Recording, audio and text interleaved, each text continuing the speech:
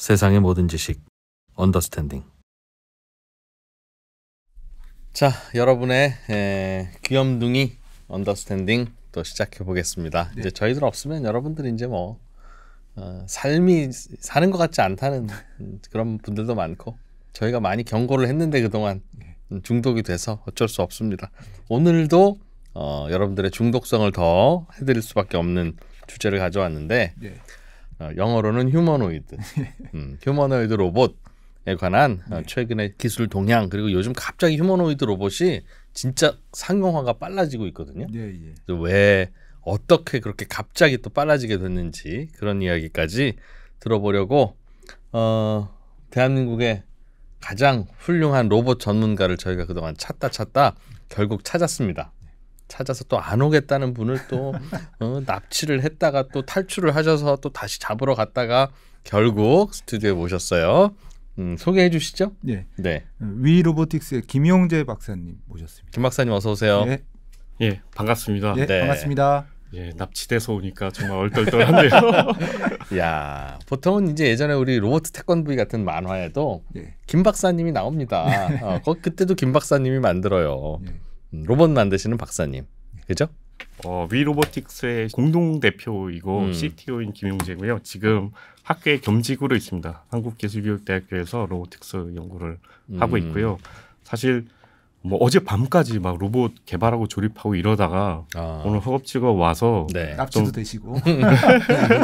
네, 지금 설명이 너무 이제 엔지니어 네. 스타일일 수도 있는데 잘 리딩을 해주시면 좋을 것 같습니다. 직업이 교수님인데 창업도 하셔서 더 바빠지신. 예, 맞습니다. 야, 오늘 휴머노이드 로봇에 대해서 뭐 다양한 걸 배울 텐데, 요즘 그 휴머노이드 로봇이 진짜 쟤는 정말 이제 사다가 집에다 놓으면 일 좀 하겠는데, 내지는 공장에다 넣으면 일 좀 하겠는데, 실제로 일하는 모습도 영상도 나오고 갑자기 발전한 것 같아요. 실제로 그렇습니까? 예, 발전한 게 아주 많죠. 사실 중요한 패러다임 변화가 많이 있었습니다. 아마 몇 년 전에 보스턴 다이나믹스 거기서 만든 아틀라스가 막 백덤블링 하는 걸 보기 시작하셨을 거예요. 그때부터 여러 가지 단서를 찾았다가 최근에 한 3년 전쯤이죠. 그 테슬라에서 옵티머스라는 로봇을 만들겠다.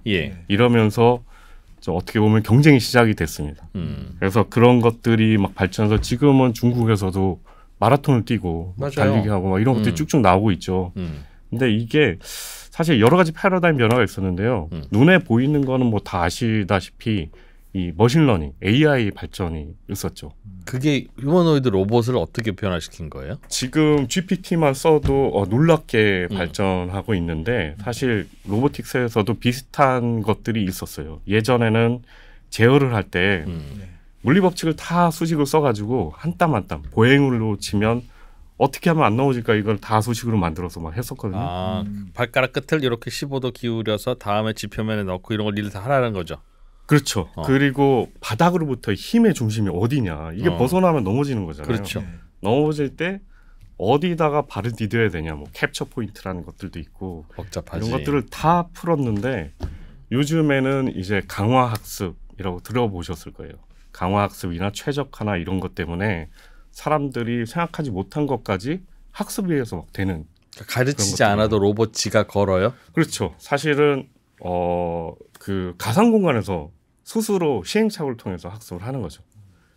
그걸로 큰 정법이 있었어요. 지가 몰래 걸어도 보고 뭐 그런 거예요? 그렇죠. 혼자 걷는 게 아니고 가상 공간에서 이제 몇천 대의 로봇들을 막 걷게 합니다. 어떤 건 넘어지고 어떤 건 잘 걷고, 그럼 잘하는 애들을 더 잘하게 하고, 이런 것들을 하는, 그런 것들은 예전에는 불가능했죠. 일단 컴퓨팅 파워가 없었고, 그리고 이 머신러닝에 대한 그런 뭐 부정적인 것들이 있었어요.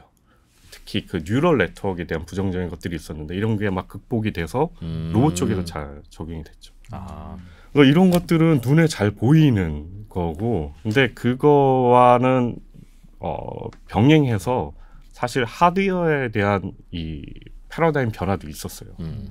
예전에는 공장에서 로봇 보시면 아주 정확하게 딱딱 움직이잖아요. 얘는 누군가 이렇게 표현하죠. 이거는 움직이는 석상이다. 움직이긴 하지만 막으면 위험할 수도 있고 그렇죠. 이렇죠. 예. 그런데 1919년 그 즈음에 아니다 이거 힘을 잘 제어해야겠다 이런 생각에 오히려 위치 제어보다는 힘 제어가 잘 되는 그런 조합을 찾았어요. 그런 거를 뭐 그런 액추에이터 구동기를 뭐 쿼자이 다이렉트 드라이브 액추에이터라고 해서 QDD 뭐 이렇게 부르기도 하는데요. 그런 것들이 4족에 먼저 들어갔습니다. 사족 개처럼 걷는 로봇. 예, 그게 예. 갑자기 막 잘 되었었잖아요.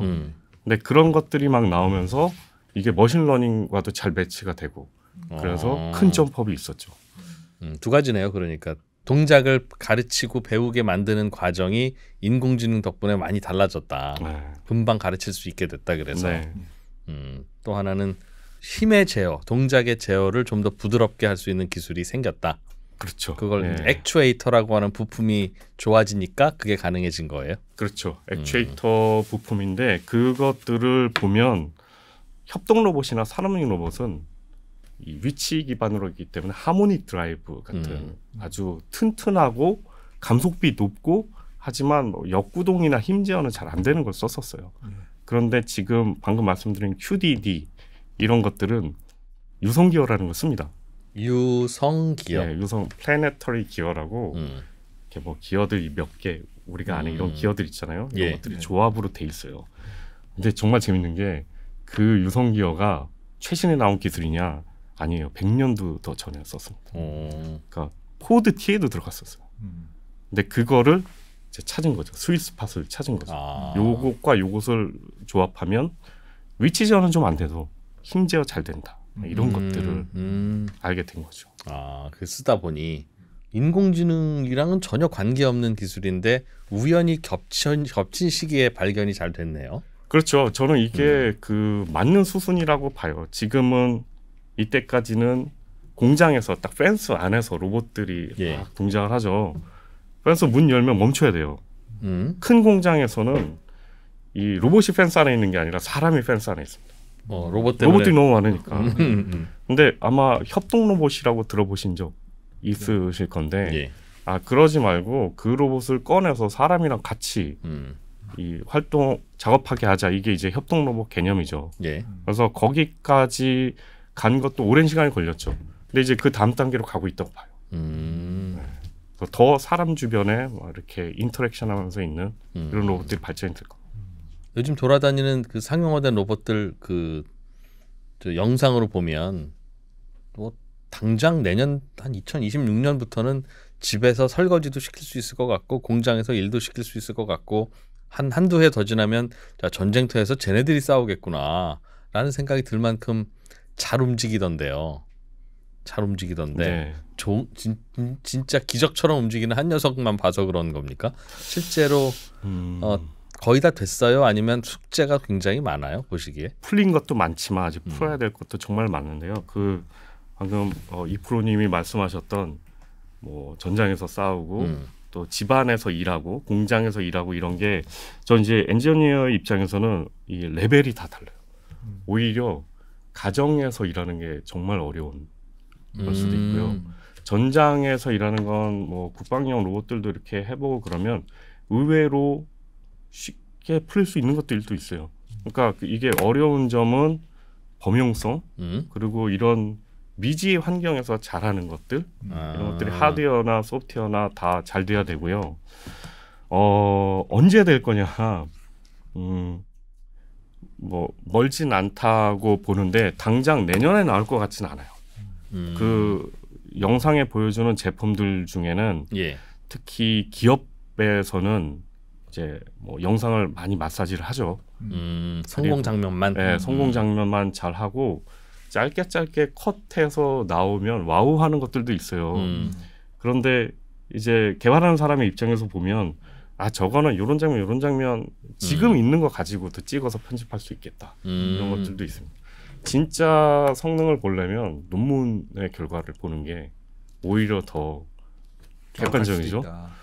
물건 잡고 이런 거 있잖아요.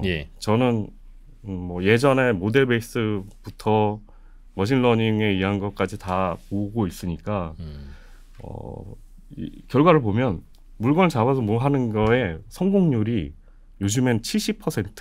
음. 이것도 잘했다고 하는 거예요. 네. 걔네들 보면 뭐 경우에 따라 다르지만 막 로봇 파운데이션 모델, 뭐 GPT 같은 걸로 로봇을 이렇게 움직인다. 그러면 똑똑하긴 한데 뭔가 그 손을 오늘 내가 손이 있다는 걸 발견한 애처럼 막 이렇게 움직여요. 아직 부족한 면이 있습니다. 그래서 내년은 아닐 거다. 하지만 생각보다 빨리 될 거다. 실제에서 상황에서 쓰려면 그러면 네. 이제 로봇을 돈 주고 오늘 5개 샀어. 뭐 방방마다 넣을 거야. 아니면 우리 공장에 로봇 10개를 샀어. 이제 얘랑 같이 일하게 돼. 이런 거는 5년? 날짜로 말씀을 하시면 대략. 예, 시기로 말씀을 하시면 좀 어려운데 그게 5년 내에 네.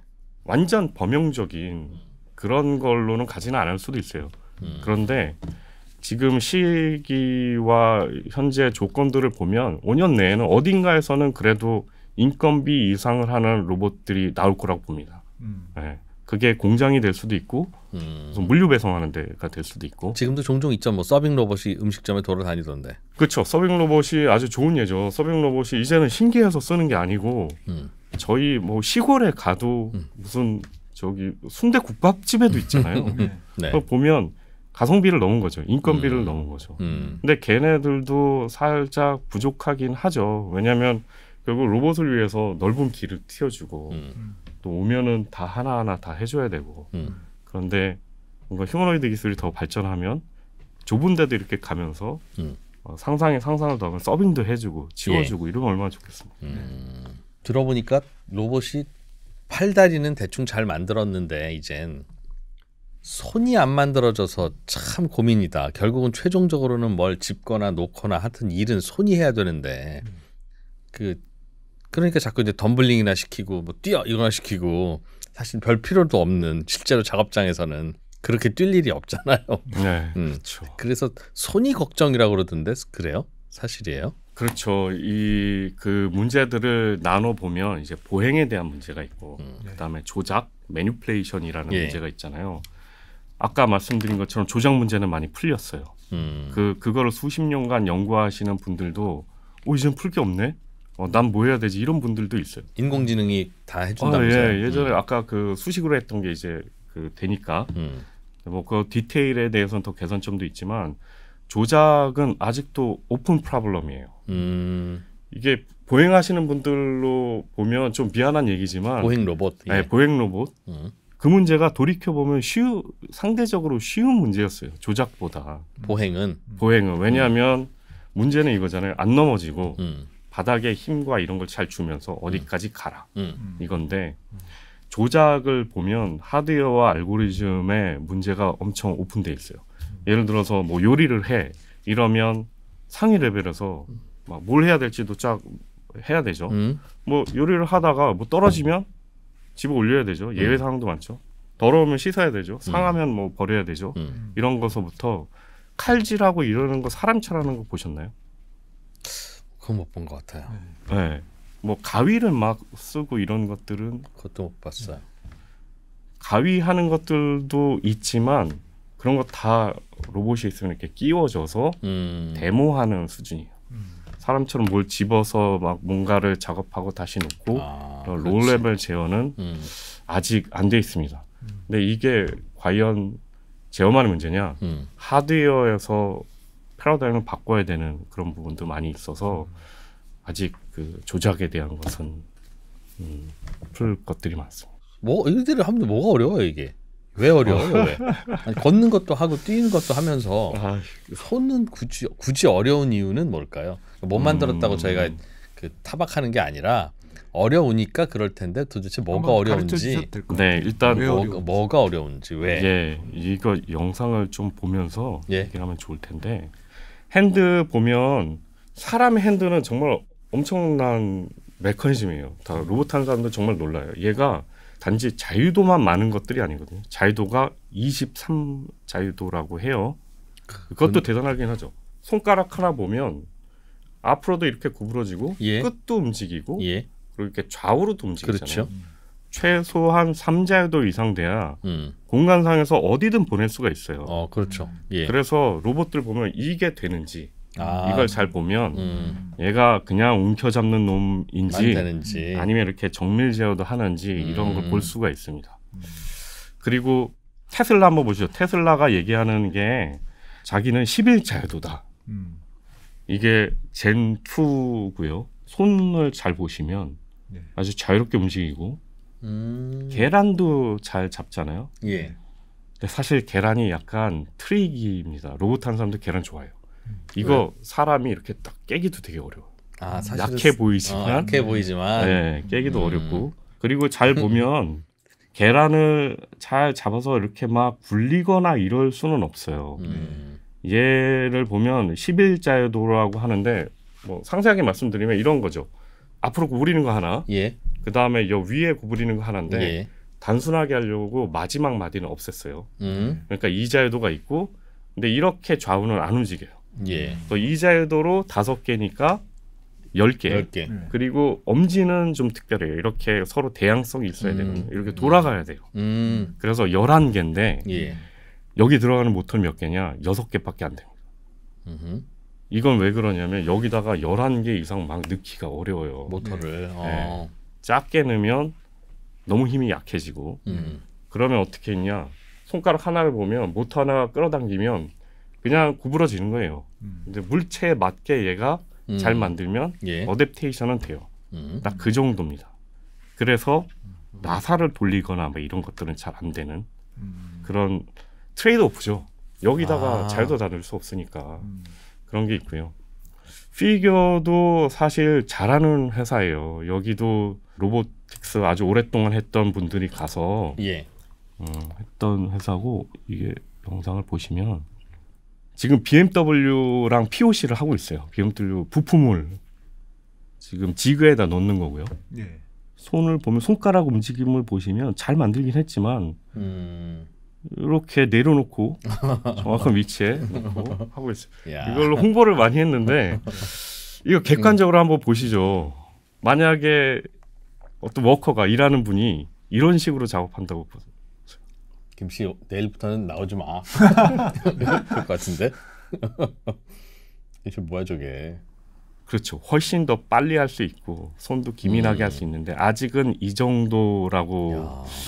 저는 보고 있고요. 얘도 공개는 아니지만 자세히 살펴보면 모터 6개 11자유도 근처라고 보여요. 손이. 예. 전문가 보시면 네. 보이는 그래서 거죠. 이렇게 움직이는 거예요. 이걸 앱덕션, 애덕션이라고 하는데 그게 없는 버전입니다. 그러면 이렇게 자유도가 낮은데 이거를 높이면 되냐? 사실 핸드가 어려운 게 높이기만 해서 되는 건 아니에요. 테슬라에서 이제 특허를 공개를 했거든요. 저희는 이런 걸 계속 보게 되죠. 예. 보면 제가 느낀 게 여기 모터들 손가락당 하나씩만 있죠. 아까 네. 말씀드린 것처럼. 근데 제가 느낀 게 얘네들 양산의 진심이구나. 정말 심플하고 양산성 있는 구조와 부품을 썼어요. 근데 여기서 보면 여기에 감속기가 필요하죠. 예. 이제 모터의 힘을 증폭시키기 위해서 걔는 웜과 웜휠을 썼습니다. 얘가 뭐냐면 역구동이 안 돼요. 감속비는 높은데 시계 태엽처럼 이렇게 움직이는 놈이거든요. 힘을 받으면 외력에 이렇게 순응하는 게 아니라 멈춰 있어요. 부러질 때까지 멈춰 있습니다. 이 기술이 어디서 많이 쓰이냐면 의수에서 많이 쓰여요. 튼튼하게 만들고 물건을 잡으면 모터 힘을 빼도 역구동 안 돼서 잘 버티게. 그런데 이거는 제 생각에는 이렇게 외력에 순응하면서 힘과 인터랙션 하기에는 부적합한 그런 구조입니다. 이런 한계를 넘어야 됩니다. 그래서 이런 것들을 일부 파악한 사람들이 있어요. 특히 중국에서 수많은 핸드들이 나오고 있거든요. 자유도 높여보자 예. 이런 얘기가 있는데 여기도 잘합니다. 엑스핸드라는 로봇 핸드고요. 12자유도예요. 여기는 모터도 12개. 제가 안 좋은 점만 계속 얘기해서 그런데 저도 고양이를 키우거든요. 이렇게 뻣뻣하게 쓰다듬으면 싫어할 거예요. 저는 이걸 견디는 고양이가 더 로봇 같아요. 야, 저 쉽지 않구나. 고양이 쓰다듬는 것도. 네. 그리고 여기는 텔레오퍼레이션이나 이런 걸 써가지고 여러 가지를 하는데 사실 그래도 잘도 높으니까 여러 가지 하고 할 수 있다고 봐도 이렇게 인터랙션 되고 이러는 건 좀 떨어지고요. 예를 보면 아까 말씀드렸던 엄지는 자유도가 좀 커야 되고 이렇게 예. 좌우로도 잠깐 움직였죠. 이런 애덕션, 애덕션까지 구현한 이런 핸드예요. 손. 예, 얘도 잘할 수 있다고 보지만 사람처럼 다재다능하지는 않죠. 사람은 아까 말씀드린 것처럼 자유도 높지. 그리고 역구동 잘 되죠. 그런데다가 놀라운 게 힘도 정말 세요. 손가락을 펴서 이렇게 탁 누르면 예. 한 4kg 포스까지 내거든요. 근데 이거를 저도 핸들을 많이 만들어봤지만 막 금속, 합금, 막 듀랄루미 막 이런 걸로 만들거든요. 그래도 그 정도 내기가 쉽진 않아요. 사람의 구조가 정말 최적화가 잘 돼 있어요. 이 사람의 동작을 좀 제가 보여드리는 건데요. 턱걸이 할 수 있잖아요. 예. 한 손으로 한 50kg, 3, 40kg는 들 수 있다는 얘기예요. 그리고 자유도 23자유도를 엄청 기민하게 잘 쓸 수 있죠. 그리고 정말 놀라운 건 사람 손끝이 크니까 예. 이런 핀셋 써서 뭔가를 할 수 있잖아요. 1mm 미만인 것들도 막 정밀하게 할 수 있어요. 핀셋으로 하면. 예, 이게 그렇죠. 왜 놀랍냐면 사람의 근육들이 손바닥에만 있는 게 아니라 이 전완부에도 막 있어요. 예. 그러니까 동력 전달을 막 해야 되죠. 이런 핸드 만드는 거는 사실 많은 부분이 마찰과의 싸움이에요. 여기 모터가 있으면 뭐든 케이블이든 뭐든 연결해야 되잖아요. 예. 사람도 그렇게 돼 있는데 그렇게 되면 마찰 때문에 이렇게 가다서다 막 스틱 슬립 이런 게 있는데 서브 밀리미터 레벨까지 제어가 되는 거죠. 이게 정말 놀라운 겁니다. 그래서 사람 손은 정확하진 않아, 정밀하진 않아 이렇게 하는데 그거는 약간의 오해고요. 그러니까 자유도 높지, 힘도 세지, 정밀하지 이런 모든 걸 다 갖춘 그런 디바이스죠. 쉽지 않습니다. 사람 손 따라가기가 어려운 모양이구나. 네, 맞습니다. 하기야, 그렇지. 방식이 다르니까. 그거 쉽지 않겠네요. 그 모터를 넣어야 되는데 모터를 많이 넣으면 동작은 많아지지만 많이 넣을 공간이 없으면 네. 그럼 뭐 어떻게 해요? 뭐 그럼 포기해야지 뭐. 그렇죠. 그거를 저희도 고민 많이 하고 있고요. 그런데 이런 거를 이제 트레이드 오프란 것들을 좀 보면 우리가 현재 살 수 있는 고자유도의 사람 손의 크기와 모양이 비슷한 자유도도 비슷한 핸드가 이 핸드예요. 이 핸드가 영국의 섀도우사에서 만든 섀도우 덱스트러스 핸드입니다. 근데 얘를 보면 전완부 이쪽에 모터들이 엄청 많이 들어가 있어요. 거기서 제어하려고. 네, 그런데 마찰 문제를 못 풀어가지고 이게 힘 제어가 그렇게 정확하진 않아요. 그래서 이 곳에서 여러 가지 제어를 하다가 연구를 하다가 이제 구글과 같이 협업해서 연구를 하다 보니 이게 이렇게 인터랙션 이런 게 잘 안 된다. 이런 거 잘 되는 걸 만들어 나오. 그래서 만든 게 이 덱스라는 핸드입니다. 얘는 와. 인터랙션 되게 잘 되고요. 아까 말씀드렸던 그 사족의 QDD처럼 힘 제어 잘 되는 놈이. 그래서 이런 쪽으로도 막 해결하려고 하고 있는데 이거 실제로 보면 손가락 하나가 제 팔뚝만 합니다. 연구용으로는 확실히 좋은 결과를 내는데 이런 것들을 바로 로봇에 붙여서 집안일을 하거나 공장에서 일하는 건 좀 쉽지 않거든요. 그래서 이런 것들을 해결해야 되고요. 저 모터가 작게 못 만들어서 생기는 크기의 문제예요? 그렇죠. 모터를 작게 만들면 이제 감속비를 엄청 높여야 되는데 그러면 아까 얘기한 그런 역구동성 이런 것들을 얻기가 어렵습니다. 그래서 그런 문제들이 있고 근데 그런 거를 돌파하려고 뭐 많은 시도가 있죠. 테슬라에서 얼마 전에 공개한 고자유도 핸드 이것들이 뜬금없이 이걸 공개했거든요. 근데 이들도 그런 문제가 있고 해결해야 된다는 걸 알고 있어요. 사람 손이랑 똑같네 저건. 네, 그렇죠. 얘도 모터는 다 전완부에 있고 예. 이 제가 판단하기엔 섀도우 핸드보다 좀 더 이런 역구동성이나 인터랙션 잘 되게 만드는 것 같아요. 근데 아직은 결론은 안 났어요. 왜냐하면 이거는 호공에서 움직이는 거니까. 근데 이제 성능이 얼마인지는 계속 지켜봐야 돼요. 뭘 동전을 집어 올린다든가 그런 걸 시켜봐야 된다. 그렇죠. 정밀 제어나 이런 동전 집어 올리는 건 진짜 어렵겠다 이거는. 되게 흥미롭 어렵긴 하지만 네, 진짜 어려운 문제고요. 저는 개인적으로 이게 너무 궁금했어요. 왜 마찰이 이렇게 적을까? 아까 말씀드린 동력 전달하는 마찰이 적다는 건 이 명령을 내리는 것부터 수행하는 것까지에서 손실이 없다는 거죠. 그렇죠. 손실이 없고 무거운 물체를 바닥에 놓고 이렇게 밀면 얘가 가다서다를 반복하잖아요. 네. 이런 게 제어에서는 엄청나게 안 좋습니다. 아까 말씀드린 것처럼 핸드같이 작은 메커니즘은 마찰과의 싸움인데 예. 사람은 여기서부터 여기까지 텐던이 연결돼서 힘줄이 연결돼서 근육이 여기 있죠. 뭐 FDP, FDS 최대 2개가 있죠. 이게 아까 말씀드린 것처럼 막 0점 몇 미리도 움직일 수 있는 이게 너무 신기했는데 그 확인해 볼 수 있는 기회가 있었어요. 몇 년 전에 인공위수를 개발하다가 그 연구용 시신이죠. 카데바라고 하죠.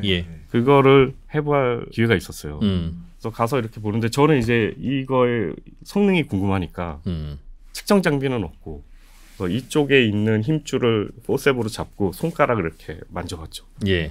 너무 놀랐습니다. 마찰이 거의 안 느껴져요.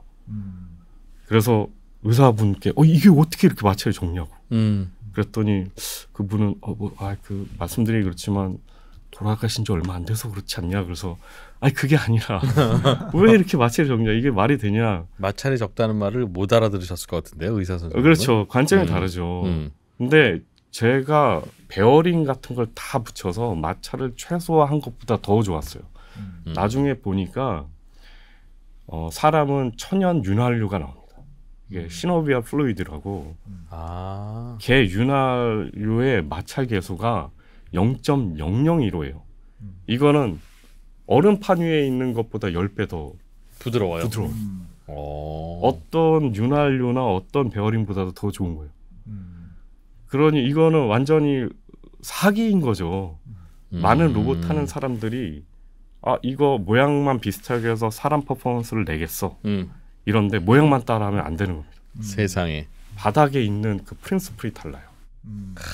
그래서 많은 걸 깨닫게 됐죠. 이거를 좋은 성능은 가져오되 똑같이 모양만 따라하면 안 된다. 이런 거를 알게 됐고요. 뭐 여러 가지 재밌는 시도 많이 했습니다. 그래서 이거 좀 비슷하게라도 해보자. 그래서 관절도 사람 관절처럼 이렇게 구르면서 마찰 적고 안에 있는 메커니즘도 다 윤활액을 채워서 부드럽게 하고 뭐 이런 좀 실험적인 거죠. 야, 윤활액 채운 거 봐. 이건 되게 실험적이었던 거고요. 그래서 저희가 이제 이거의 컨셉을 좀 살려서 고자헤드 핸드도 만든 적이 있어요. 오. 잘하네. 얘가 손가락당 3자열도가 나오니까 15자열도가 풀리 되고요. 모터 3개 다른 건 손가락 하나에다? 손가락 하나당 3개. 그리고 이렇게 손가락 하나당 3개니까 좌우 앞뒤 이렇게 다 제어가 되고. 아까는 손가락 하나당 하나밖에 못 단다고 했잖아요. 저희가 전환부를 사용을 했어요. 그 봐요. 이거 노력하면 돼요. 교수님. 안 되는 게 어디 있습니까? 더 노력해야겠네. 예, 포기하지 마시고. 됐네 이제. 자주 나와야겠네. 그래서 이렇게 충격도 흡수할 수 있고, 뭐 이런 망치질 할 때도 충격 흡수할 수 있고 이런 것들을 실험적으로 만들었고 저희가 이거 그대로 제품화될 수는 없어요. 그래도 좋은 특징들은 이런 거죠. 여기에 요 위쪽에는 금속 부품들이 다 없다는 거예요. 베어링이나 핀이나 이런 거 하나 없이 사람처럼 뼈 4개 뼈하고 그리고 나머지는 폴리머 케이블 이것만으로 만들어서 힘도 사람 이상 나오고 정밀도 나오고 이런 시도를 했던 거죠. 보면 4kg까지 들 수 있는 이런 것들도 했고요. 그리고 이렇게 마우스 조작하고 이런 것들도 막 시도를 했습니다.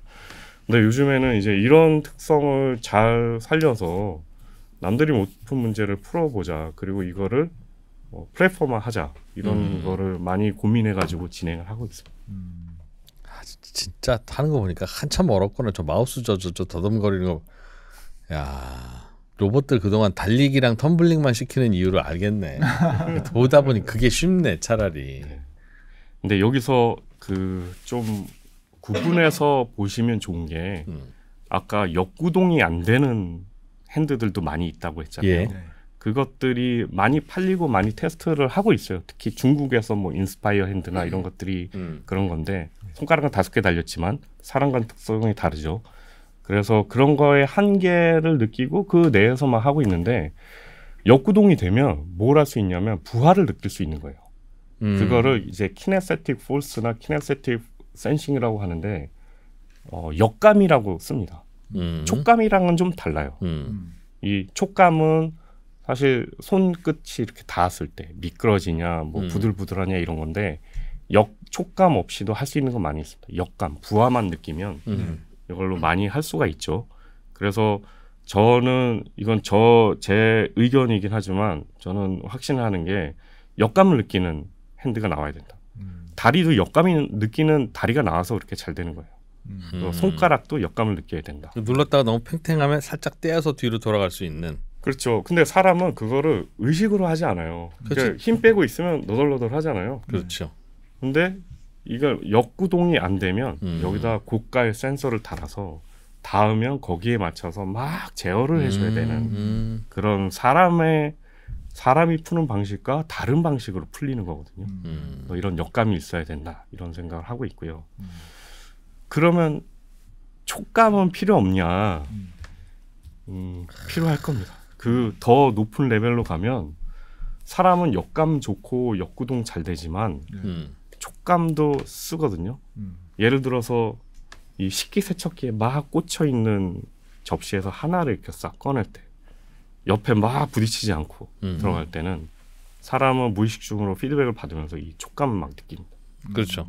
그리고 미끄러짐도 잘 느끼죠. 사람은. 뭐 이렇게 들었는데 생각보다 무거우면 얼른 꽉 잡고. 내려놓고 꽉 잡고. 미끄러짐은 진동이에요, 사실.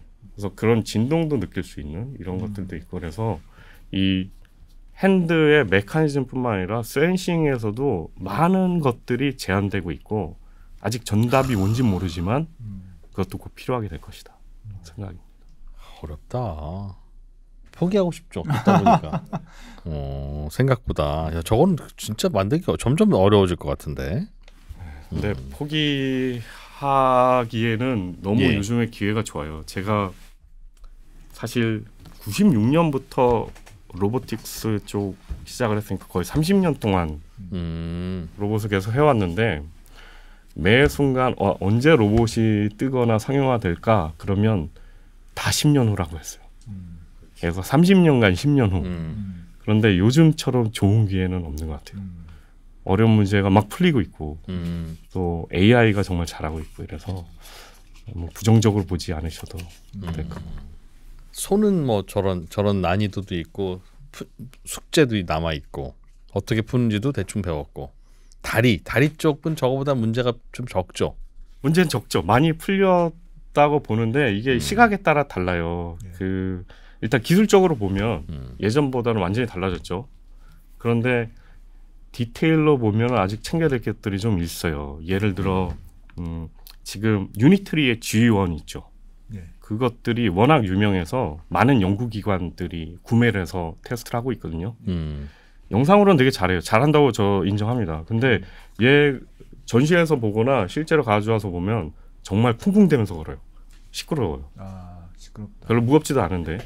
그래서 제가 듣기로는 그 로봇을 사서 엘리베이터를 이렇게 걷게 하는데 엘리베이터에서 쿵쿵 걸으니까 이게 끊어질까 봐 사람들이 다 무서워했다 뭐 이런 얘기도 듣고 걷다 보면 밑에 층에서 연락 오고 이러기도 합니다. 그럴 정도로 층간소음 유발러군요. 그렇죠. 그런 것들을 이제 챙기기 시작할 거예요. 뭐 여러 가지 이유가 있겠지만 저희가 보는 거는 발에 뭔가 개선이 더 있어야겠다 이런 생각을 하거든요. 저희는 이제 발가락에 대한 것들도 좀 연구를 하고 있어요. 해야지. 네. 지금까지는 어떻게 돼 있냐 보면 그래도 많이 발전했죠. 아주 가볍고 튼튼하게 됐죠. 예전에 아시모나 휴보를 들어보신 적 있죠? 네, 기억납니다. 네. 그 세대 때도 저도 이제 삼성이었을 때 로보레이라는 로봇을 만들었었고 근데 그때는 이 산업용 로봇에 있던 컴포넌트를 써서 발목에도 모터랑 감속기를 2개를 넣어서 했어요. 발 자체가 무게가 한 3, 4kg, 4, 5kg. 발에다가 그렇게 무거운 아령 달고 있으면 잘 못 걸어요. 예. 그리고 거기 비싼 센서랑 이 모터가 있으니까 바닥에다가 막 이렇게 때릴 수가 없는 거예요. 아주 사뿐사뿐 이랬었죠. 그거에 비하면 지금 너무 좋아졌어요. 지금 발 되게 가볍고 액추에이터가 여기 안 달려 있어요. 물론 달려 있는 데도 있어요. 그 무슨 이 피겨사나 이런 데는 여기 달려 있기도 한데 액추에이터들이 다 정활이 위쪽에 있어요. 예. 밑에가 가벼우면 기민하고 잘 된다는 걸 알게 됐죠. 그리고 발은 바닥에다 막 때리는 거라는 걸 알게 됐죠. 그 무슨 말이죠? 바닥에 때린다는 게? 예전에 휴보나 이런 애들은 뭐 아시모 이런 애들은 결국 정밀 제어하는 로봇 팔이 다리에 달린 거였거든요. 그래서 바닥에 아주 충격 없이 사뿐사뿐 이렇게 예. 걸어 다니는데 사람들 걸어가는 거 보세요. 쿵쿵 쿵쿵 거리기도 하고 뛸 때는 엄청나게 쿵쿵 바닥을 쿵쿵. 박차죠. 예. 그런 것들이 되게 해야 되는 거예요. 사람 발이든 로봇 발이든 결국엔 걔는 있는 힘껏 바닥에다 때려도 고장 안 나는 놈이어야 되거든요. 이제 그건 다 인식하고 가볍고 튼튼해야 되는 걸 인식했죠. 그래서 보면 아까 말씀드린 것처럼 이제 발목은 이제도죠. 이렇게 꺾인 거랑 좌우인데 모터들은 다 위에 달려 있고 충격은 발이 흡수하게 돼 있죠. 근데 그렇게 해도 보면 발바닥은 그냥 플랫한 발이 많이 있어요. 사람은 발가락도 있고 발의 자유도가 높아서 부드럽게 땅에 접지하기도 하고 아주 기민하게 움직일 수도 있어요. 고양이처럼. 그렇죠. 고양이 소리가 전혀 안 나잖아요. 예. 예, 그런 것처럼 사람도 가능하죠. 그렇죠. 예. 그런 것들에 있어서는 저희는 개선의 여지가 있다고 보고 저희 이렇게 발가락도 달린 이런 신기하네요. 다리를 만들어서 테스트를 하고 있고요. 저희는 요즘에는 이제 상체로 팔 손에 집중하고 있어서 다리는 아직 실물을 풀로 만드는 건 아마 하반기에 할 것 같은데 이제 가상 공간에서 학습도 시켜서 검증도 하고 있죠. 아 저렇게 해서 학습을 하는구나 로봇이. 네, 이게 가상 공간에서 4096대를 좌표가 그려져 있는 데서 이렇게 학습을 하는 거군요. 그렇죠. 얘한테 이제 명령을 주는 거죠. 너 뭐 일루가 갑자기 앞으로 얼마의 속도로 가. 뭐 그래도 안 넘어지고 오래 가면 이제 성공. 뭐 이런 거고. 이게 강화 학습이고요. 지금 발가락에 대해서 보시면 이렇게 발가락 안 움직이는 애들은 이렇게 플랫하게 걸어요. 그러네요. 네. 예. 그런데 발가락이 있으면 이제 힐 컨택 토 오프라는 걸 하게 되죠. 네. 그렇게 발끝부터 되면 닿고. 그렇죠. 그렇게 되면 훨씬 부드럽고 에너지도 덜 쓰면서 조용하게도 걸을 수 있어요. 조용한 건 확실히 다르겠네요. 예. 근데 이거는 아직 미지의 분야예요. 사실 발가락 있는 로봇들이 일본에서 90년대 때 많이 했었어요. 1990년대. 근데 그때는 이제 기술이 따라오지 못하니까 기민하고 튼튼한 발가락을 못 만들었던 거죠. 여기에 저희는 기회가 있다고 보고요. 사실 뭐 운동 같은 거 할 때 발끝으로만 하잖아요. 그게 기민하게 움직이는데 큰 도움이 됩니다. 그렇긴 하죠. 네, 그래서 이런 것들도 테스트를 하고 있죠. 그래서 보행이 뭐 다 풀렸냐, 뭐가 남았냐고 하셨는데 이런 식의 것들이 좀 더 남았고요. 그리고 또 하나 큰 걸 말씀을 드리면 효율이 아직은 사람만큼은 안 나옵니다. 에너지 효율? 에너지 효율. 배터리 이빠이 충전해도 1시간 하고 나면 힘 다 빠진다 그러더라고요. 그렇죠. 그게 사실 잃어버린 부분이 있어요. 아까 말씀드렸던 그 QDD. 예. 이 힘 제어는 잘 되는데 위치 제어는 좀 떨어질 수도 있지만 이런 거 이렇게 하면 사실 전력 소모가 크거든요. 이동할 때 에너지를 어떻게 표현하냐면 COT라고 표현하거든요. COT가 Cost of Transport예요. 예. 사람은 그게 0.3 정도 돼요. 효율이죠, 그게 일종의. 그렇죠. 이게 낮으면 낮을수록 자동차로 좋아요. 치면 연비 같은 거. 연비 같은 거죠. 이런 거죠. 내가 정말 완벽하게 효율이 100%예요. 그러면 평지를 걸으면 COT는 0이겠죠. 그렇죠. 그런데 만약에 이게 경사로가 있어서 한 15도 이러면 이제 내 중력을 이기고 막 올라가야 되죠. 예. 그러면은 그때 드는 에너지가 한 0.3, COT라면 0.3. 내가 효율이 100%인데 이 사다리로 오른다. 예. 그러면 mg 간 거리로 나눠지잖아요. 그러면 1인 거예요. 그러니까 1인 건 되게 힘든 거죠, 사실. 그렇죠. 근데 요즘에 로봇들은 1이 다 넘습니다. 사람은 0.3인데 1이 넘고요. 이종 로봇은. 예전에 그 아틀라스, 그 유압 이거는 더 효율이 떨어져요. 그건 한 3, 4인가? 그렇습니다. 그래서 그런 것들을 잘 해결해야 되는 거고요. 여기 대해서는 정말 드리고 싶은 말씀이 많은데 그렇겠다. 기술적인 것들도 많이 있어요. 궁극적으로는 에너지 적게 먹는 로봇이어야 되는데. 그렇죠. 그런 것들도 잘 챙겨야 되고요.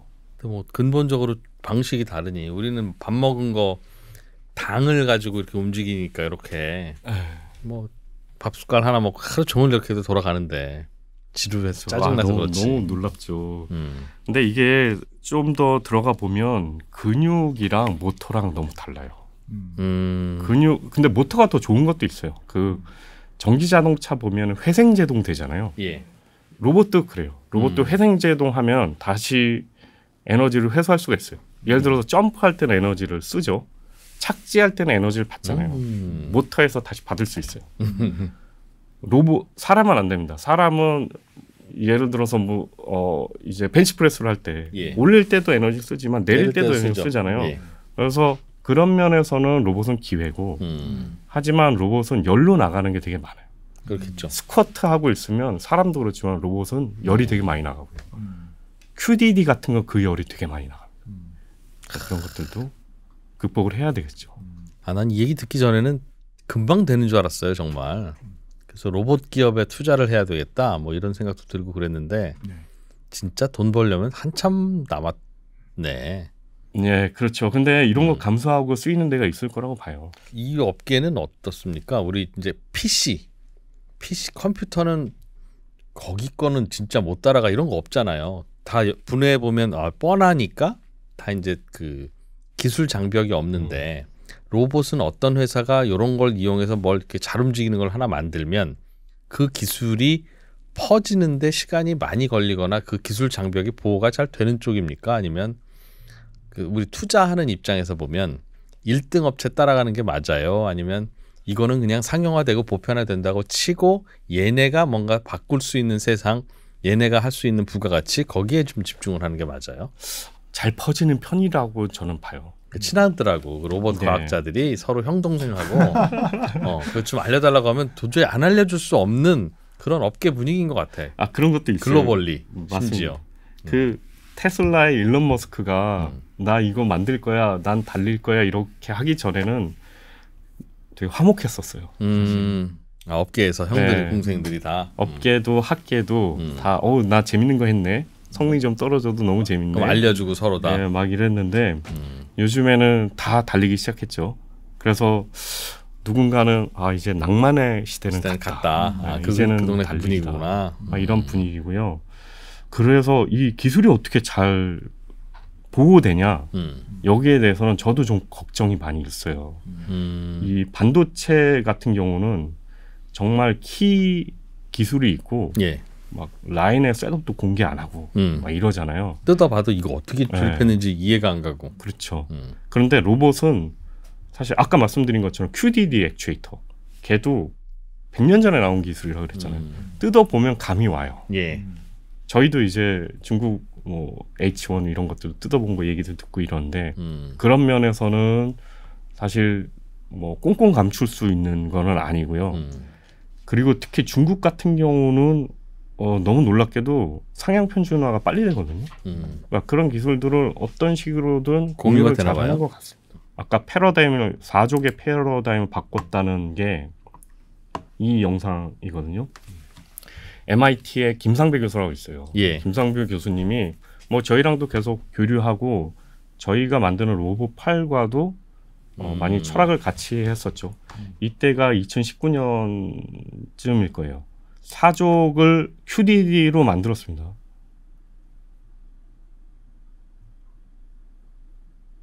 보면 와. 예, 빨리 걷고 뛰고 하죠. 이때는 이제 RL 그 강화학습 이전에 이제 MPC라는 최적화 이런 것들을 많이 썼던 시기인데 그럼에도 불구하고 하드웨어가 이런 그 힘 제어나 인터랙션이 잘 되기 때문에 이게 된 거예요. 그러네. 근데 얘를 보면 이런 식으로 돼 있습니다. 다리도 최소 3자유도가 돼야 되잖아요. 예. 공간의 어딘가에 위치를 해야 되잖아요. 네. 일단 말단부는 가벼워요.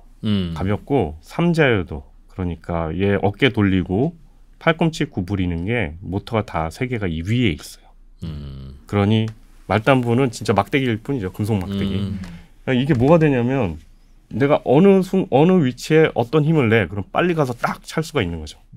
이게 여러모로 좋았던 게 그 가상세계 시뮬레이터의 그 특성과 아주 유사해요. 얘는 역구동도 되지 힘제어도 되지 가상세계에서는 다 되잖아요. 네. 그래서 그걸로 학습도 잘 되고 최적화도 잘 돼서 이렇게 됐고 이거를 하고 나서 여기에 오픈소스로 풀린 것들이 많이 있어요. 그거를 보고 유니트리에서 예. 사족을 시작한 거죠. 그래서 요 크기에 요 무게에 이렇게 감속비가 산업용 로봇처럼 높지 않은 힘제어 잘 되는 거. 이게 막 생기고 비슷한 것들이 우후죽순 생기고 새로운 하드웨어 패러다임으로 넘어가게 된 거죠. 그래서 로봇 개들이 많이 나오는구나. 그쵸. 온갖 게 있고요. 근데 유니트리는 이제 어떤 수준을 넘었어요. 거기는 이 열발산, 내구성 예. 이런 것들도 정말 잘해서 제품으로서 완성도는 엄청 높습니다. 팔도 사실 넘어야 될 부분들이 많다고 저는 보고 있어요. 예, 예. 협동 로봇 하면 어떤 게 협동 로봇 그거죠. 커피숍에서 커피 타주는 바리스타. 와, 내지는 뭐 만두 가게에서 반죽만 24시간 하고 하는 반죽 로봇. 반죽 걔한테 시켜놓고 다 되면 갖고 와서 만두는 내가 빚고. 이거 협동 로봇이죠. 바리스타 로봇이 이렇게 커피 싹 주고서 예. 막 이런 적 있나요? 커피를 준다. 네. 다 만들어서 이걸 하는 것 같은데요. 건네받은 적 있나요? 아니요. 그쵸. 어딘가에 놓고 사람이 가져가고 놔요. 놓고 가져가요. 막 네. 잘했다고 등 두드려주고 악수하고 이런 적은 없으시죠? 아니요. 네. 네, 아직 뭔가 이게 넘어야 될 벽이 있어요. 협동 로봇이 안 좋다는 것만은 아니에요. 협동 로봇도 엄청난 변화였는데 협동 로봇은 어디서 시작했냐? 독일의 나사에 해당하는 DLR에서 했습니다. 독일 항공우주국. 예. 거기서 역사는 오래됐어요. 1991년에 협동 로봇의 개념을 만들었어요. 협동 로봇 이렇게 싹 분해해 보면 똑같습니다. 그 산업용 로봇과 똑같습니다. 감속기도 뭐 하모닉 드라이브, RV 감속기 이런 거 쓰고 모터 달리고. 그런데 얘가 뭐가 달랐냐면 정밀한 토크 센서를 단 거예요. 힘을 센싱하게. 그래서 이런 거를 만들었죠. 이게 DLR에서 2000년대에 쿠카에다가 기술 전수를 한 거예요. 팔은 산업용 로봇인데 센서가 달렸으니까 이렇게 사람이 움직이는 힘을 감지해가지고 거기에 순응하게 만들고 움직이다가 어디 부딪히면 멈추고 예. 이런 걸 했어요. 이래서 법적인 문제도 많이 해결했죠. 그래서 이제 펜스 없이도 쓸 수 있어. 이렇게 강감이. 이런 거를 직접 만져보신 적은 없잖아요. 없어요. 네. 없죠. 얘가 신기하긴 해요. 그 무시무시하고 잘못하면 다칠 수 있을 로봇을 이렇게 움직여 보면 신기한데 이걸 좀 비공학적으로 얘기를 하면 엄청 센 애가 힘을 숨기고 내가 따라가 준다 이런 그런 느낌이죠. 네, 그럴 것 같아요. 네, 그런 느낌이에요. 얘는 본질적으로는 산업용 로봇입니다. 얘를 만약에 딱 때리잖아요. 그러면 사람처럼 이렇게 싹 순응하지 않고 딱 버티거나 고장 나거나 이런 거죠. 그래서 사람 같지 않은 거예요. 이거를 휴머노이드에다가 달아서 막 이런 미지 환경에서 인터랙션 하기엔 한계가 아직은 있어요. 뻔한 것만 반복하는 건 가능한데. 네. 근데 물론 그쪽에 시장들은 많이 있어요. 이게 산업용 로봇처럼 힘도 세고 리치 긴데 예. 펜스 밖에서 하고 싶다. 그래서 잘 하고 있어요. 막 물류 배송 쪽에서도 큰 일은 걔가 하고 있고 이런데 제가 말씀드린 거는 휴머노이드로 사람 환경에서 쓰려면 적합하나. 이거 협동 로봇 하는 국내 업체들도 있는데 거기에 관계자분들이랑 얘기해 보면 이런 얘기를 하죠. 제가 이런 질문하죠. 그럼 로봇 2대를 협동 로봇 2대를 이렇게 해서 박수를 쫙쫙 치면 되겠냐? 아, 우리 거 안 된다. 사람이랑 이렇게 하이파이브 하면 되냐? 아, 위험하다. 이런데 사람은 되죠. 야, 아주 간단한 것인데. 네, 거기를 극복하려는 시도가 많이 있었어요. 예를 한번 보면은 이게 그 독일의 나사인 DLR 네. 여기서 협동 로봇에게 유연성, 안전성을 더 늘려고 이런 데다 스프링을 넣은 거예요. 말랑말랑하게. 예. 그러니까 약간 출렁출렁하는 게 보이고요. 그리고 이게 쉬운 거는 아니에요. 정확한 위치에 가서 힘 제어도 해야 되잖아요. 네. 인간은 대단한 거야 그러니까. 저 되게 답답하죠. 아우, 좀 뭐 하는 거냐 그냥. 아, 근데 로봇 하는 사람들 야 대단하다 생각하는데 저는 사실 개인적으로 불만이 많이 있습니다. 사람 보면 어우. 막 써요. 팔을 막 쓰고 고장 나도 고쳐지고 스스로. 그렇지. 그것도 엄청나죠. 그리고 팔이 폐로도 되게 크고 그리고 사실 정밀도는 그렇게 높지 않을 수 있는데 이 비전이랑 지능을 가지고 아주 정밀한 것까지 할 수 있어요. 근데 이거 한번 보시죠. 이런 로봇 팔이나 협동 로봇 팔 중에 사람 팔만한 거 이런 애들 드는 무게도 한 뭐 4, 5kg 되는 사람도 그 정도 들죠. 협동 로봇 팔은 한 30kg, 가벼운 것도 20몇 kg 정도 돼요. 근데 어떻게 팔을 평생 2개를 달고 사셨으니까 팔이 몇 킬로인지 아시나요? 이프로님 팔 한 짝에 팔 짝에 몇 킬로쯤 될 것 같냐? 이거 그냥 딱 잘라서 저울에 대보면 그렇죠. 팔이니까 8kg. 백 기장님 어떻게 저는 5kg. 공학적인 센스가 있으시네요. 아니 가벼워야 된다길래. 아닙니다. 이게 제 팔 달면 8kg 나올 거고요. 그럴 수도 있죠. 이 팔 달면 5kg 나옵니다. 네, 사람마다 다르죠. 네. 근데 30kg 아니고 4kg가 조금 안 돼요. 물론 더 넘는 사람들도 있겠죠. 이게 안전성에 있어서는 특히 고속에서 안전성에 있어서는 중요한 거거든요. 이 쉽게 생각하면 이렇습니다. 우리 핸드는 한 300g 정도 돼요. 예. 이 핸드로 뭐 하이파이브를 하든 등을 두드리든 안 다치죠. 그런데 만약에 협동 로봇이나 산업 로봇처럼 한 4, 5kg짜리 아령을 들고 예. 친구 격려해 준다고 그 속도를 이렇게 때리면 아, 흉기죠. 그렇죠. 그러니 기존의 방식으로는 사람처럼 고속에서 안전하고 기민하게는 안 되는 겁니다. 그래서 저는 이런 인터랙션하는 이런 세계에서는 실세계에서는 좀 다른 방식이 돼야 된다고 봅니다. 그래서 저희가 오랫동안 연구 개발해 왔던 거고요. 하이파이브야? 하이파이브? 하이파이브도 충분히 할 수 있고 오. 얘를 보면 깃털처럼 깃털로도 센서 없이도 제어가 되는구나. 부하만 가지고도 역구동되고 느낄 수가 있어요. 음. 중력만 딱 하면 그 보상하면 중력 보상이 되고 이렇게 무중력이 되고 이렇게 스프링처럼도 되고 안마 할 수 있겠구나. 이게 위치 기반이 아니고 힘 기반이니까 이런 게 되는. 되게 좋아하고 있잖아요. 무서워하는 좋아. 그리고 의외로 이렇게 충격 흡수하는 이런 게 쉽지는 않아요. 사람 자연스럽게 되지만 이런 충격을 받으면 협동 로봇 같은 것도 거기 하모닉 드라이브가 라체팅이나 버클링이 돼서 고장 납니다. 이게 로봇 특유의 특성이에요. 그래서 충격을 무서워하는 거죠.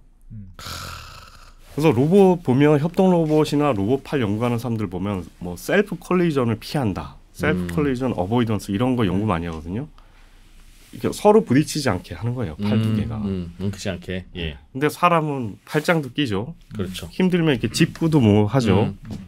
그리고 사람들이랑 막 인터랙션 하죠. 허그 하죠.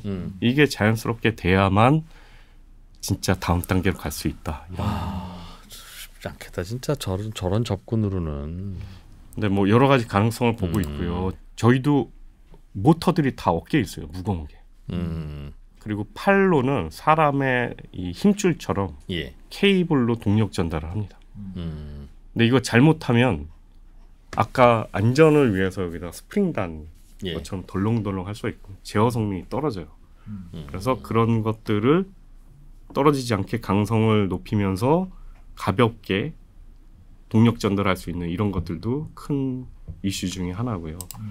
또 보면은 저희는 이제 이런 아주 귀여운 인터랙션이 너무 점잖나 싶기도 한데 이런 것들도 되고요. 그리고 세상에. 네, 힘 제어나 이런 것들도 뭐 잘 되는 이런 것들을 계속 연구하고 있어요. 저런 것도 되게 신기하다. 이것도 가상의 스프링이 있다고 가정하고 제어를 하는 거예요. 두 공 사이에 와. 가상의 스프링이 있다. 그래서 이런 것들을 하고 있고 사실 아까 말씀드린 것처럼 기존의 로봇들은 충격받으면 고장 나고 이래요. 그럼 저희는 어떻게 하냐? 얘를 가볍게 만들고 힘을 받아도 충격을 받아도 순응하게 이렇게 만들었죠. 그래서 보면 그렇지. 이게 5kg 물체를 초속 5m로 충돌시킨 거거든요. 또 이게 계산대로 막 안전하게 안 고장 나고 됐어요. 그래서 이렇게 얘기해요. 사람처럼 이렇게 충격 흡수 잘한다. 근데 이걸 실제로 실험할 때 보면 되게 무서워요. 사람도 다치는 그런 거고요. 그렇지 저건. 그래서 이제 이런 게 가능하니까 이렇게 충격 같은 것도 쓸 수 있고 이런 식이 가능한 거고요. 머신러닝이 잘 됐다고 해서 그것만으로 다냐? 하드웨어는 뭘 달아놔도 다 되냐? 뭐 되는 것도 있지만 안 되는 부분도 있을 거예요. 하드웨어의 바틀렉도 있을 수 있다고 봐요. 예. 그 중에 한 예가 이건데요. 이 볼 트래핑하는 걸 보시면 이게 물리 법칙을 위배하는 것 같잖아요. 그렇죠. 살짝 흡수하는 거지 충격을. 이거 혹시 해 보시지는 않으셨죠? 하는 걸 봤습니다. 예, 이게 여러 가지 하드웨어적인 특성과 물리 법칙이 있어요. 정말 무거운 로봇 팔로는 안 됩니다. 마치 이런 거랑 비슷한 거예요. 당구공을 딱 때리면 공이 내려와서 부딪히면 공 무게가 똑같잖아요. 얘는 멈추고 얘는 내려가죠. 그렇죠. 그렇다는 얘기는 만약에 이 아래에 있는 공이 로봇이라면 로봇이 공처럼 가벼우면 충격을 다 흡수해서 멈추게 하고 그 다음에 얘를 잘 제어하면 사뿐 잡을 수 있다. 척 잡을 수 있는 거죠. 근데 만약에 아래에 있는 공이 너무 무거운 거예요. 몇백 킬로. 그럼 그냥 튕겨 나올 뿐입니다. 그렇겠죠. 그러니까 이건 물리적으로 손이 로봇 팔이 가벼워야 돼요. 그리고 받을 때 임팩트를 줄 수 있어야 돼요. 위치만 제어하는 게 아니라. 그렇지. 네.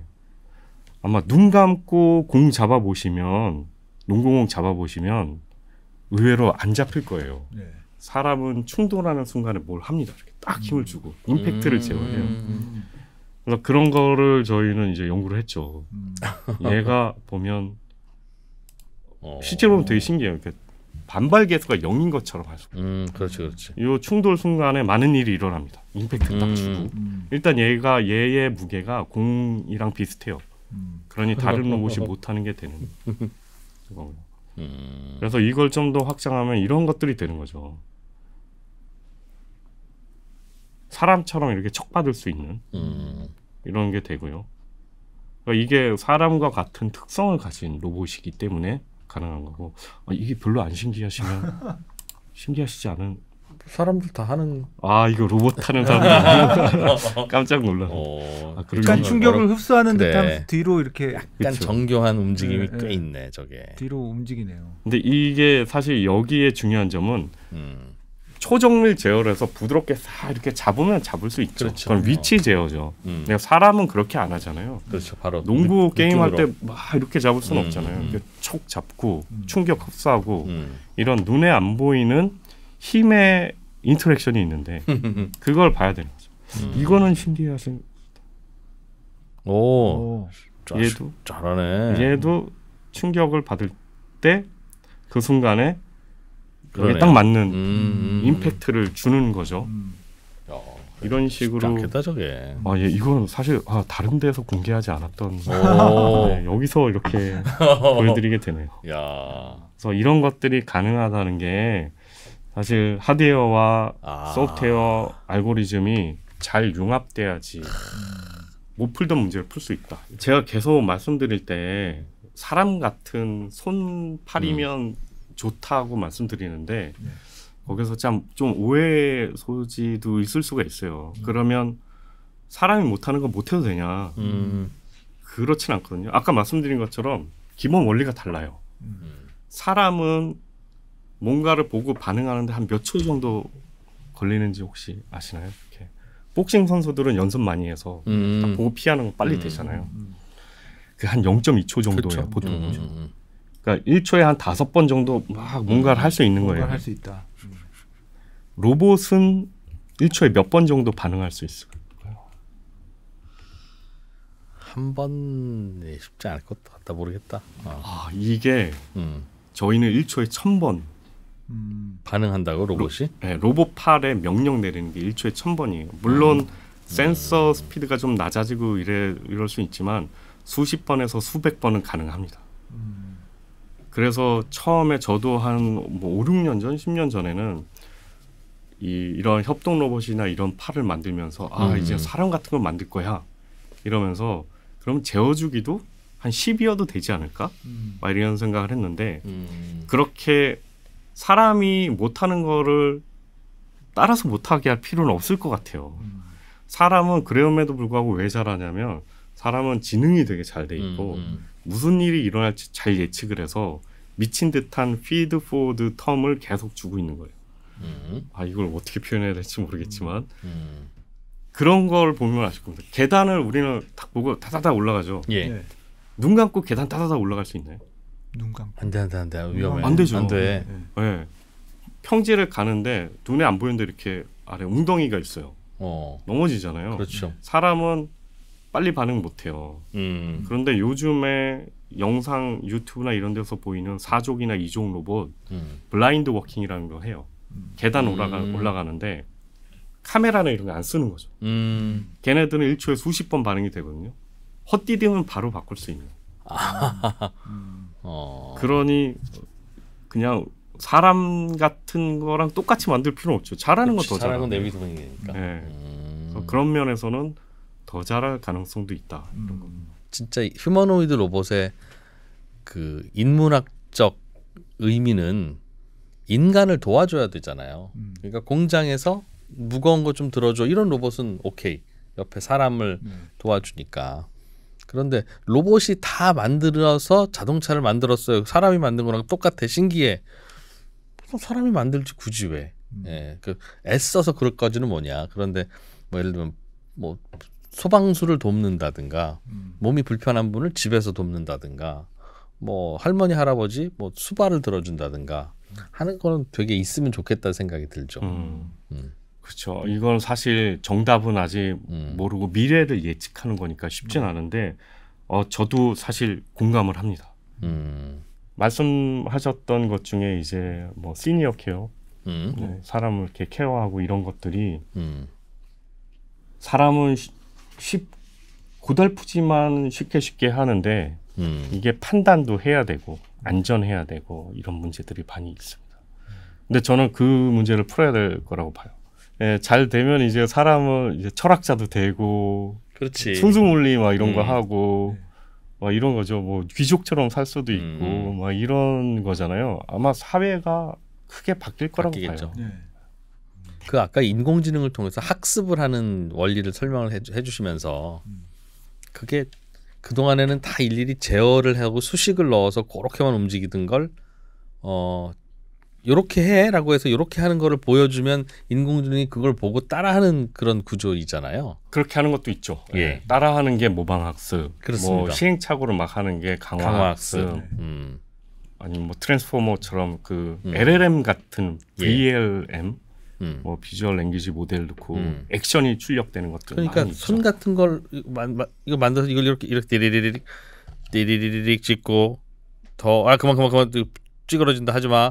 들어 올려 뭐 이렇게 할 게 아니라 로봇 잘 봐봐 나는 2%야 이거 이렇게 해서 이렇게 잡는 거야. 너도 할 수 있어. 해봐 이렇게 하면 쥐가 이제 알아서 한다는 거잖아요. 인공지능 방식은 수식을 넣지 않아도 그렇죠. 쥐가 해보면서 결국은 수식을 쥐가 찾아내는. 그러니까 그런 거는 이것만 하드웨어만 잘 만들어주면 혹은 불충분하더라도 쥐가 알아서 최선의 뭔가를 알아서 찾아내지는 않을까요?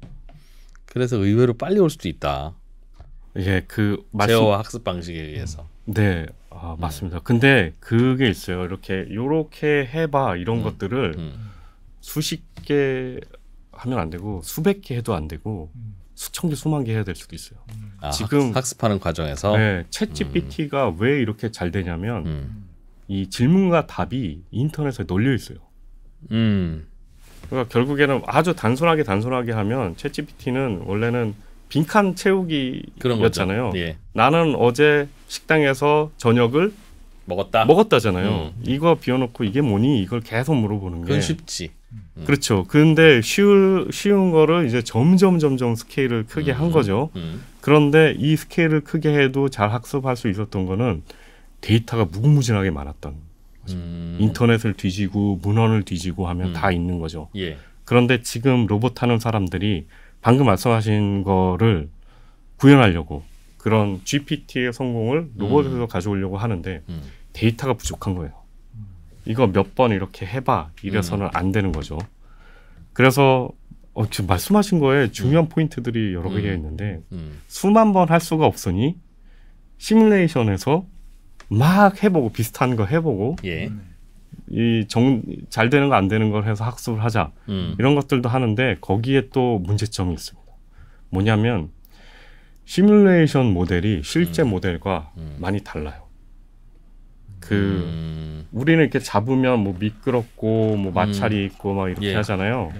근데 보행은 오히려 쉬웠어요. 왜냐하면 발바닥만 바닥과 인터랙션 하면 되니까.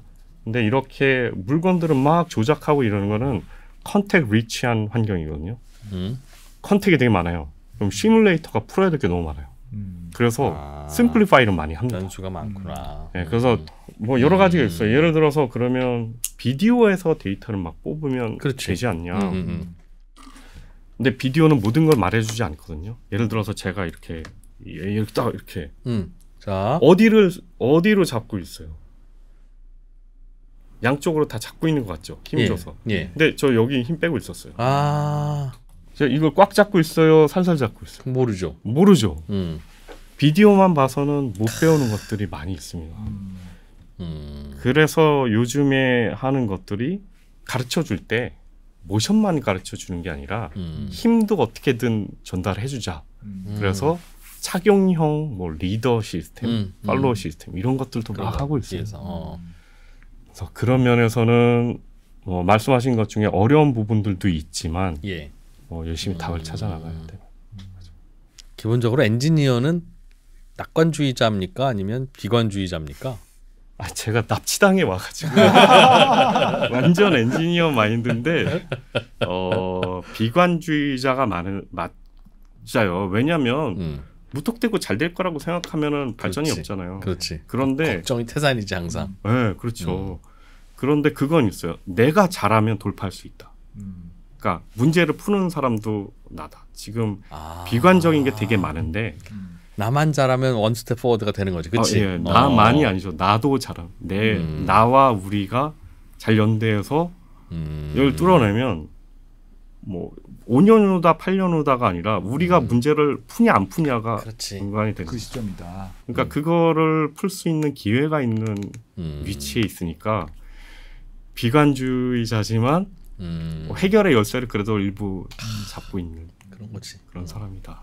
라고 생각합니다. 이게 잘 되면 어떻게 집안에 휴머노이드가 막 쓰일지 이런 것들도 좀 제시를 해주시고 상상해 주시면 좋을 것 같아요. 예를 들어서 휴머노이드가 있는데 제가 샀어요. 비싼 돈 주고 제 가사 도우미 일을 막 할 수 있는데 힘들게 일하고 딱 퇴근했는데 얘가 소파에 앉아서 TV를 보고 있어요. 그놈 자식이. 얼마나 기분이 나쁘겠어요. 뭐 데이터를 모은다고 하지만 깜짝 놀랄 것 같아 진짜. 로봇 하나 같이 있으면 사람 같지 않으면 유용하지 않고 사람 같으면 너무 놀랄 것 같아. 이 자식이 이게 충전도 어디 해야 될지. 요즘에 로봇 청소기 다 쓰는 분들이 있잖아요. 와. 안 쓰시나요? 씁니다. 로봇 세대가 씁니다. 그렇죠. 네. 그거를 보통 지도 검색하기 좋게 거실 어딘가에 놓잖아요. 네. 그러면 휴머노이드가 이제 너무 잘 돼가지고 놓게 되면 충전을 해야 될 거잖아요. 1가정 1 휴머노이드 되는. 네, 그렇죠. 만약에 그렇게 되면 거실 옆에 TV 옆에 딱 이렇게 충전을 하면 멋지고 위화감이 없을까. 아니 그렇지. 어디 구석탱이에 가서 해야 되나 뭐 이런 그래. 근데 밤에 자다 깨서 새벽에 물 마시러 나오면 놀랄 것 같습니다. 아, 그럼. 쥐가 TV 보고 있다가 야, 물 떠와 그러면 리모컨 딱 놓고 물 들어가야 되는데 아마 실수겠지. 리모컨을 딱 들고 있다가 딱 던지고 이렇게 하면 이 새끼 기분도 안 좋고 또 그렇다고 야단칠 수도 없고 네. 회로라도 잘못돼 있으면 나를 공격할 거 아니야. 냉장고 고를 때 막 TV 고를 때도 엄청 고민하잖아요. 색깔도 보고 막 이러는데 로봇도 잘 돼서 그런 거 고민하는 시대가 왔으면 좋겠어요. 그러네요. 빨리 오면 좋겠다. 근데 뭐 10년 안에는 온다고 했으니까. 로봇 김 박사님은 또 나라를 구하는 현장으로 저희는 돌려보내드리겠습니다. 위 로보틱스의 김용재 박사님 가끔씩 모셔서 업데이트 좀 배우고 그렇게 할게요. 네, 그럼 감사합니다. 아 재밌었습니다. 네, 감사합니다. 풀어드리겠습니다. 고맙습니다.